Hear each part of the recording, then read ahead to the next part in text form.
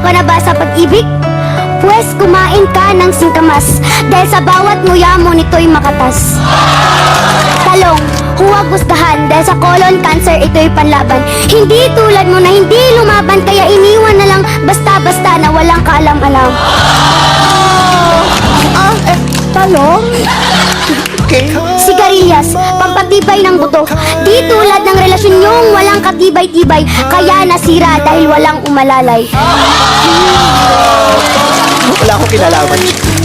Mane, madalas kasama sa inuman, paborito ng sambayanan. Mabuti pang mane, no? Madalas kasama, kayo, walang kadalas-dalas. Mane? Thank you. Next. Sitaw, sa lahat ng putahe siya ay kasama, dahil nakikita ang kanyang mabuting dulot. Hindi tulad niya na bulag sa iyong halaga at tuluyan ka ng nilimot. Upo, tulad ng kaklase mong sip-sip sa eskwelahan. Sumisip-sip din ito ng kolesterol sa ating katawan. Hindi tulad niya na hindi man lang inalam ang iyong halaga, sumipsip pa sa iba.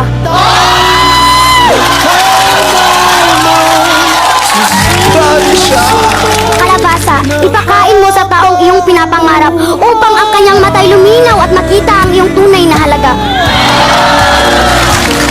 Bili ko niyan sa kilo.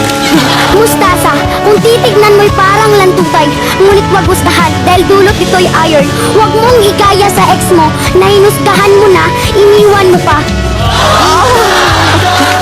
Ayoko na usapang ex. Doon tayo sa iron.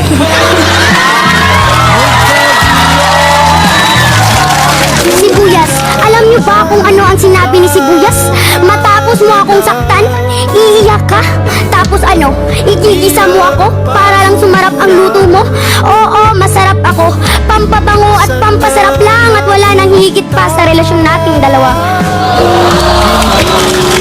Bawang, mayaman sa protein. Sila ni Sibuyas ay always together. Pero bakit wala pa din forever?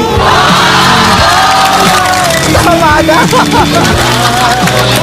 Apple, sabi mo, si Crush kumain ng apple. Tapos sa iba na Paul, kumain ka na rin ng apple. Oo, ikaw na di makamove on habol ng habol. Peachy, Neki, Brenda. Kumain ka ng karot para hindi ka humarot. Di ka... Talaga? Talagang tinitigan mo ako sa mata, ha? Ulitin mo. Ano yung karot? Kumain ka ng karot para hindi ka humarot. Tama na! Di ka dapat umasa sa taong paasa at ang tanong, bakit ka pa rin ba umaasa?